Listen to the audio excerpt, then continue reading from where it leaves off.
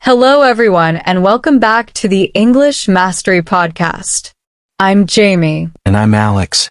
We're so happy you're here with us today. Today's episode is really exciting because we're talking about something every learner wants to know. How can I learn English faster and better? Right. If you've ever felt like your English learning is too slow, or you don't know the best way to study, this episode is for you. We'll share practical tips, things you can use right away in your daily life. So, get comfortable, maybe grab a cup of tea or coffee, and let's dive in. Before we talk about techniques, let's start with mindset, because the way you think about learning really affects how fast you improve. Absolutely. If you believe English is too hard, your brain will block you. But if you believe, I can improve step by step, then you'll see progress faster. For example, one of my students always said, "My English is terrible." She was afraid to speak. But once we changed her thinking to "I'm learning and mistakes are okay," she started speaking more confidently. Within 3 months, her fluency improved a lot. Yes. Mistakes are not failures. They're proof that you're learning. Think about a baby learning to walk. They fall hundreds of times, but they don't quit. Exactly. And here's another mindset tip. Focus on progress, not perfection. Celebrate small wins, like learning 5 new words or having a short conversation. Now let's talk about habits. Because success in English is not about studying for hours once in a while, it's about small daily actions. That's why I love the idea of microlearning. Just 10 to 15 minutes of focused practice every day can be more effective than 2 hours once a week. Yes, consistency beats intensity. Let's give listeners some practical ideas. Listen to one short podcast in English every morning. Write 3 sentences in English about your day. Read 1 news article, or even a short Instagram caption in English.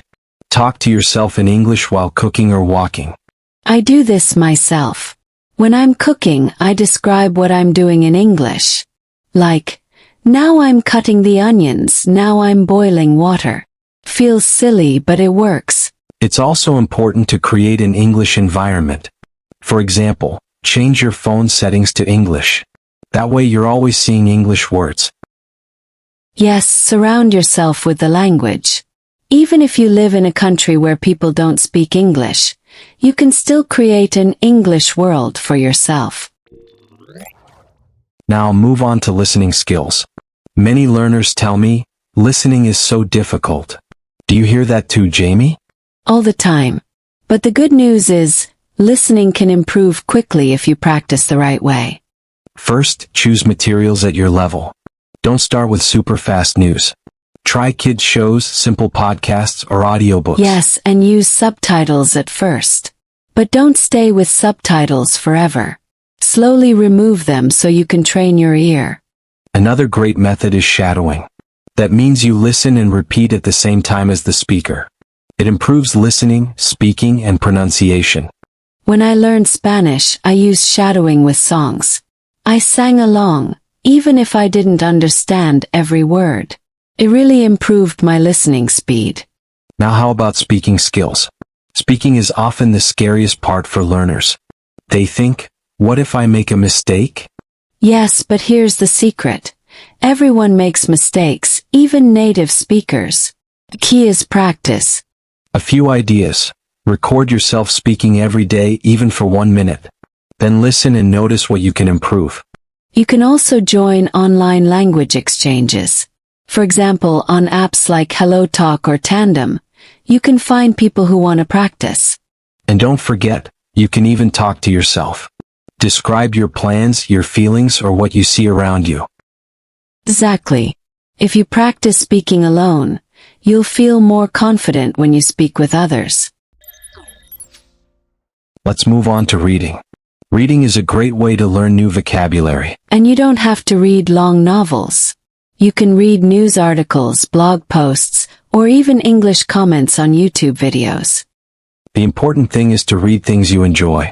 If you like sports, read sports news. If you like fashion, read fashion blogs. And for vocabulary, I recommend using an SRS, spaced repetition system.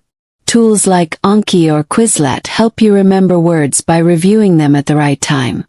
Another tip: learn phrases, not just single words. For example, instead of just learning run, learn run out of time, or run into someone. That way you can use words more naturally in real conversations. Writing skills. Many learners avoid writing, but it's so powerful. Yes, writing helps you organize your thoughts in English. Start with a daily journal, just a few sentences about your day. Another good idea is writing short posts on social media in English. Even 1 or 2 sentences. And if possible, get feedback. There are websites like Lang8 where native speakers correct your writing. But remember, don't try to write perfectly. First, focus on expressing your idea. Later, you can improve grammar and style. Using technology. These days, technology makes learning English easier than ever. Yes, there are apps like Duolingo, LingQ, and Memrise for daily practice. And AI tools can help too.